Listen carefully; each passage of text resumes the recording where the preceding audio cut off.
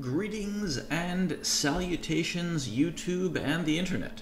So, wanted to touch base at something. I did my last video, looking back on history so that we can understand what's going on with the present and, of course, to understand our future. You can't know where you're going unless, of course, you know where you've been. Fine. So,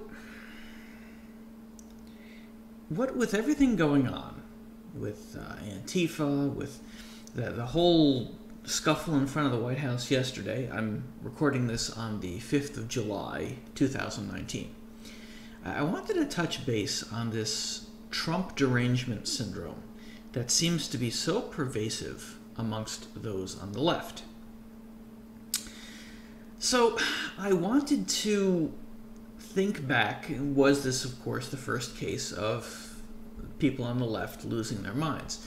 And, of course, the answer is no. We all remember instances in the past where this has happened.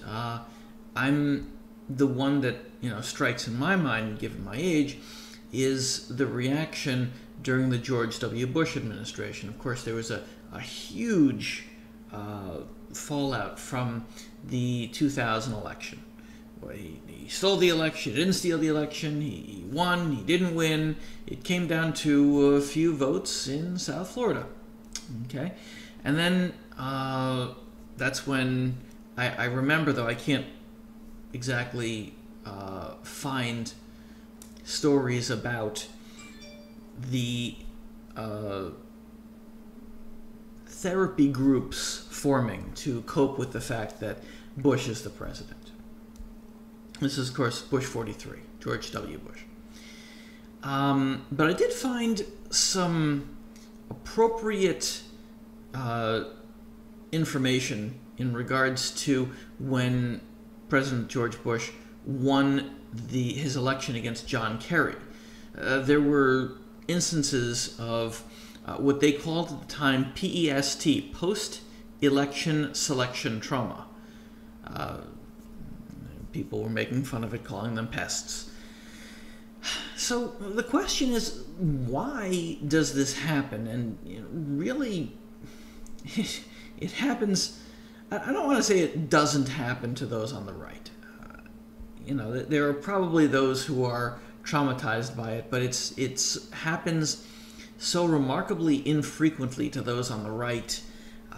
I couldn't find any instances of this happening, of therapy groups coming around it when McCain lost the election, and of course when Romney lost it. I didn't find anything. But there always seems to be some kind of reaction on a mental level by those on the left. Okay? So the answer is, why does this happen? And I don't have an answer. I'm not a mental health professional. I know some people who are, based on their own studies, but I can't answer it. I think it's because they sort of have a limited scope. I remember I grew up in New York, went to school in Connecticut, stayed on the coast most of my life. And oftentimes people just don't realize there's a huge, huge country that exists between the East Coast of the United States of America and the West Coast of the United States of America. Millions and millions of people. And every one of these people has their own opinions on how things are done and how things should be done. And I think that in their daily lives, they simply can't take into account people outside their immediate spheres of influence. Sure, you can think about extended family who lives in, insert name of town here, but the fact of the matter is, and, it's not unique to the left.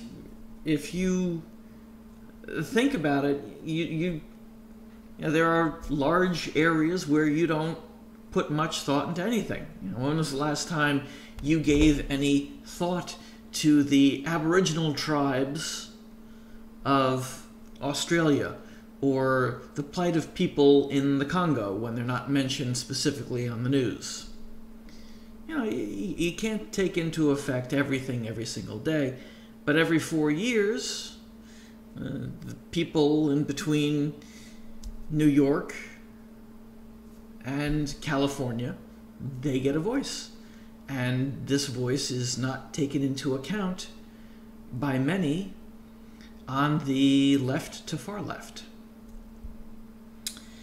Which brings me to another question, and I'm not going to answer it. I'd like to see answers in the comments, but I wrote this down. What other times, plural, in history, can we look to where people on the left displayed willful disconnect with reality to either their detriment or the detriment of others, or both? I can think of many examples off the top of my head, but I'm curious to see what you folks have to say.